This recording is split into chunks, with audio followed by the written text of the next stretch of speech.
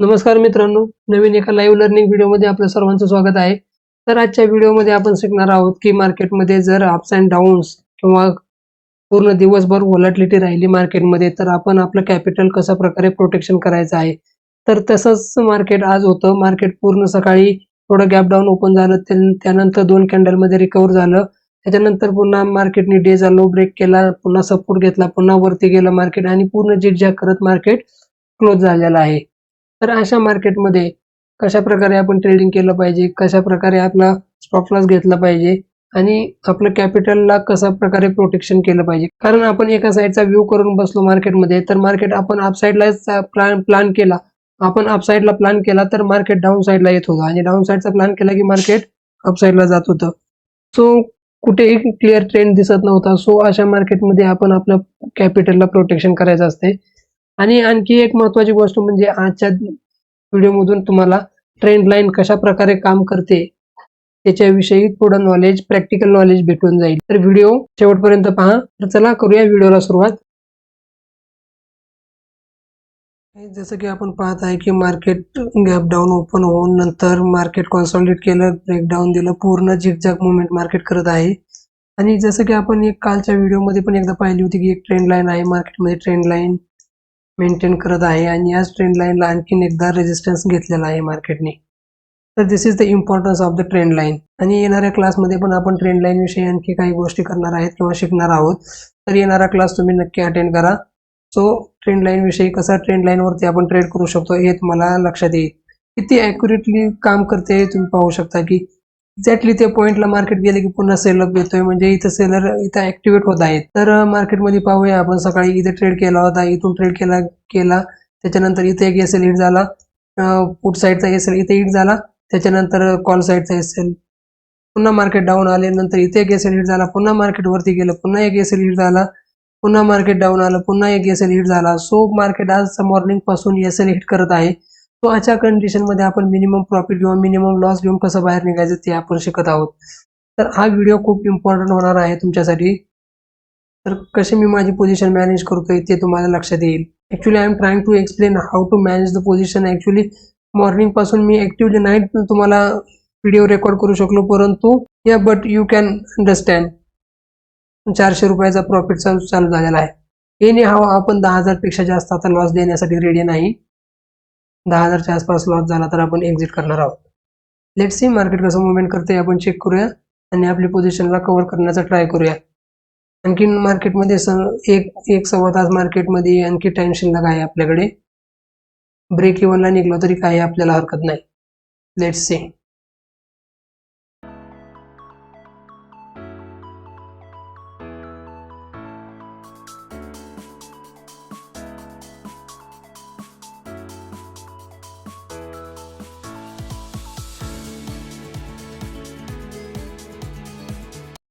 इथे पाहू शकता तुम्ही की इथे लॉस आणि प्रॉफिट किती फ्लक्च्युएट होत आहे मार्केटमध्ये आपला. एक जरी कॅन्डल रेड किंवा ग्रीन झाली तरी मार्केटमध्ये किती डिफरन्स येऊ शकतो तुम्ही थोडं अनालाइज करू शकता. इथे this is market, we have to control. हे प्लस मायनस चालत राहणार. जस्ट आपला प्रॉफिट टार्गेट किंवा स्टॉप लॉस फिक्स पाहिजे आपल्याला, कुठे एक्झिट करायचं आहे. तर आपण थोडं 20,550च्या लेवलपर्यंत थोडं आपण वेट करणार आहे. तोपर्यंत आपला मॅक्सिमम 4 ते 5,000 पर्यंत लॉस दाखवू शकतं. त्याच्यानंतर एक पोझिशन आपण एक्झिट करूया.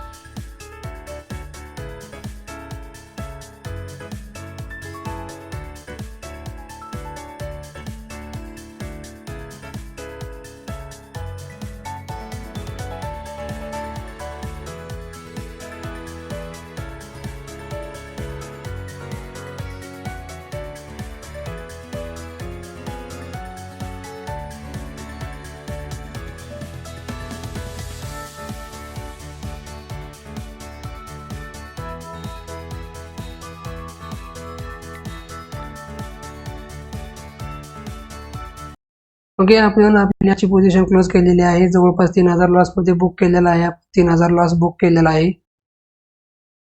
तर याच्या पाठीमागचं रिझन असं होतं की मार्केटने पूर्ण एक डाऊनफॉल दाखवला आणि एक साईडची पोझिशन असल्यामुळे एका साईडला लॉस वाढत चाललेला होता. सो आपण या पोझिशनला आपण एक्झिट केलेला आहे आणि एक्झिट करून आपण वी डोंट नो मार्केट इथून कुठे जाईल. आपण जसं डिसाईड केलं होतं की बाबा 20,500च्या लेवलला आलं की आपण एक्झिट करणार आहे, तर त्याप्रमाणे आपण इथे एक्झिट केलेला आहे. सो आपण आपल्या प्लॅनवर स्ट्रिक्ट राहायचंय. मार्केट पैसा आज ना उद्या देऊन जाईल.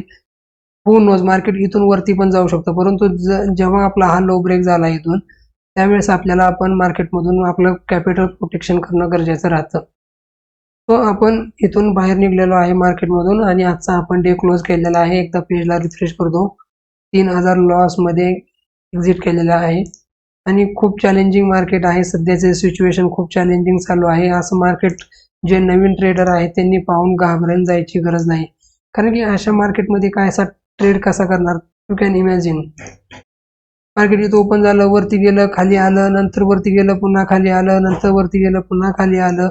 असं झिगझॅग मार्केटमध्ये आपण ट्रेड करू शकत नाही. फ्रिक्वेंटली आपण स्टॉप लॉस हिट होत राहतात आणि मार्केटला लॉस देऊन आपण बाहेर निघू शकतो. So it is better to मोठा लॉस देण्यापेक्षा स्मॉल लॉस घेऊन बाहेर निघणं ऑलवेज बेटर. तुम्ही पाहू शकता की मार्केटमध्ये आपल्याला आज 3000 रुपयाचा लॉस झालेला आहे, परंतु हा लॉस किती कॅपिटलवरती झालेला आहे. यू कॅन इमॅजिन, हा लॉस झालेला आहे 19,39,000 एवढ्या कॅपिटलवरती. ओके, तर मार्केटमध्ये समजून घेतलं पाहिजे तुम्ही की आपण किती लॉस घेतोय, कमीत कमी लॉस मध्ये कसा एक्झिट होणार. ज्या दिवशी मार्केट आपल्या पट्ट्यात येईल त्या दिवशी आपण प्रॉफिट काढणार, एवढं नक्की. ओके, तर या व्हिडिओला आपण क्लोज करूया. पुन्हा भेटूया का अशाच नवीन व्हिडिओमध्ये. Till the time, bye bye, take care.